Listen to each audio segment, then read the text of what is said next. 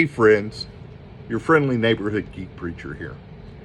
Today, I'm beginning a series of messages for Advent.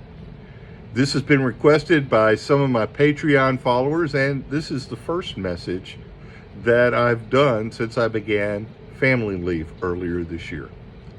So I'm a little bit excited about it and a little bit trepidatious about it. So here goes. What is Advent, for those of you who don't know? Advent is the time in the church calendar or the Christian calendar when we look forward to the coming of Christ. Advent is that season that prepares us for Christmas. It starts 4 Sundays before Christmas Day. And it is on Christmas Day that we truly enter into the Christmas season. Now, what I'm doing is I'm taking the Advent texts from the lectionary. The lectionary are suggested readings throughout the Christian year, and I'm going through them, and I'm going to be talking to you about them. Today, our first text comes from the Gospel of Luke. It's Luke chapter 21, verses 25 through 36. And this is what is called an apocalyptic text, or an eschatological text. This text predicts the end of things.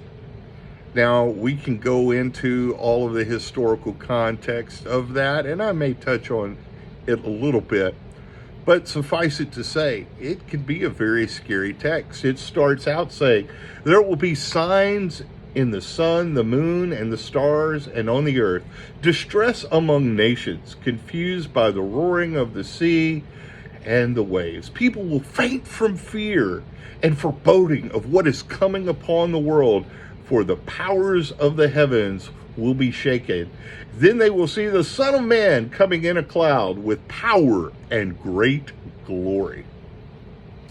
That text goes on to talk about this fear. It goes on to talk about so many things. And what I want to do is approach this text from the place of the status quo.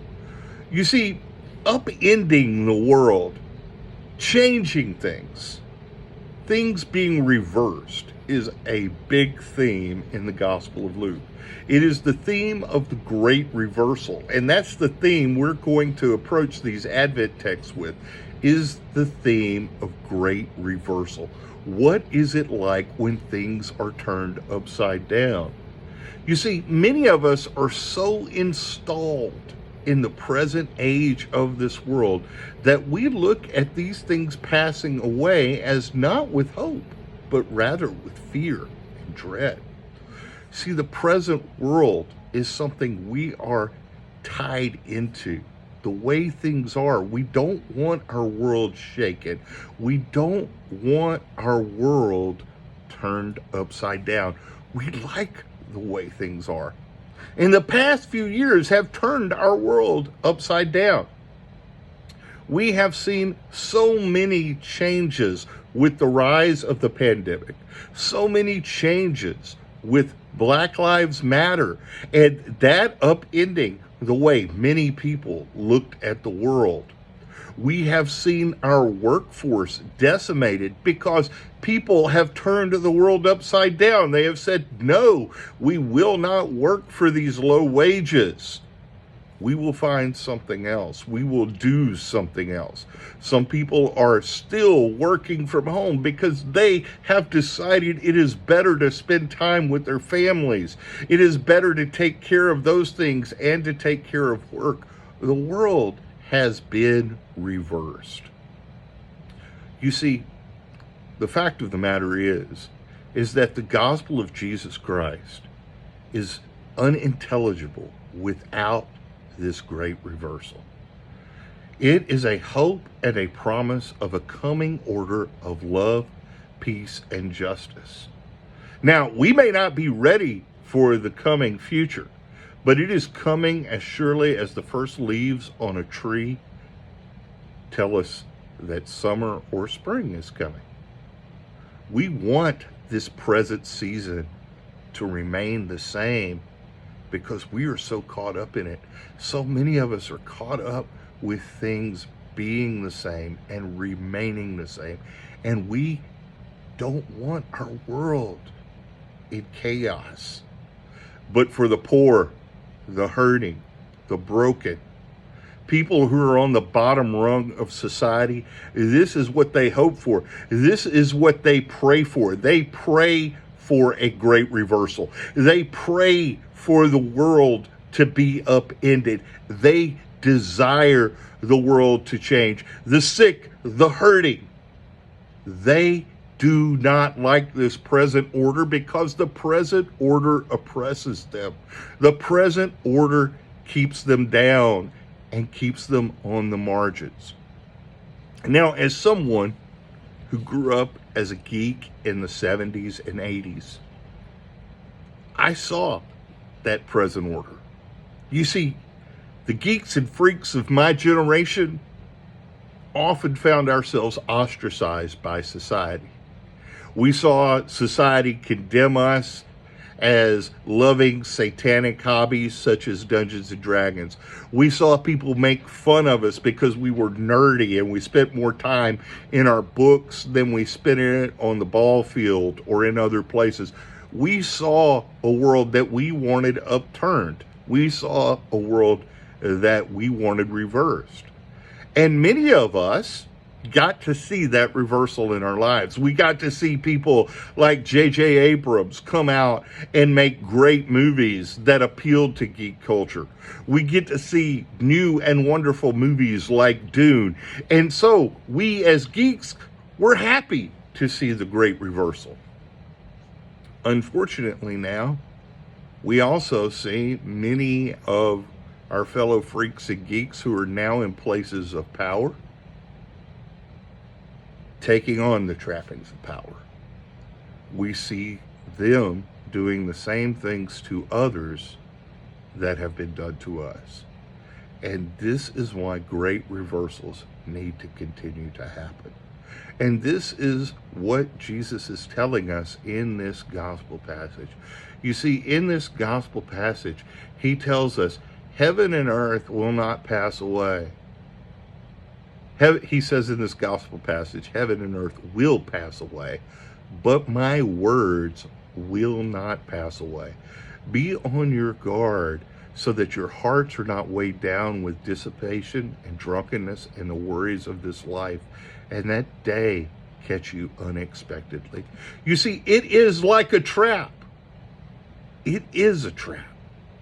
When great reversals come, if we step into the places of power, and those of us who are on the margins, those of us who are on the edges of society, if we step into a place of power and we take on the trappings of the power that was before us, if we do not do justice and love mercy, when we step into those high places, if we act just like those who came before us, then we will have to be reversed.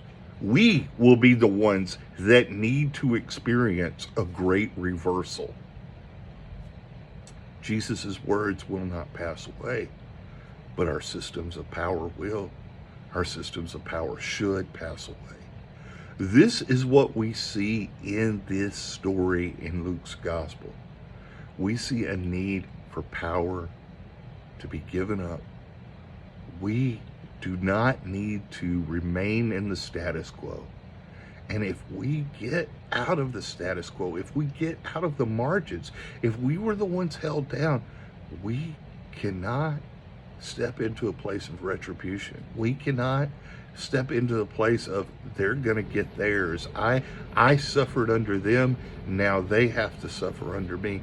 This keeps the cycle going. And this is what Jesus wants us to do. He wants us to break these cycles of power, these cycles of control, where we have a hierarchy with one person above another. Be alert at all times, Jesus says, praying that you may have the strength to escape all these things that will take place and to stand before the Son of Man. And that is my prayer for you today, that you will have the strength to stay away from the temptation of power, the temptation that comes when you find yourself on top in the midst of great reversal. It also means those of us who are firmly entrenched in the status quo, who are firmly in the place where we want things to stay the same. We don't want things to change. We don't want our churches to change. We don't want our world to change. We like the way things are. We like the power that we have. Those of us who are firmly entrenched in the status quo must let go of that and embrace this great reversal. For in these great reversals, we get to see those who are on the margins brought from below so that they might stand side by side with us. Now, when I do these messages, I want to leave you all with this blessing. And here is the blessing I have for you, and it comes from Numbers 6:24 through 26.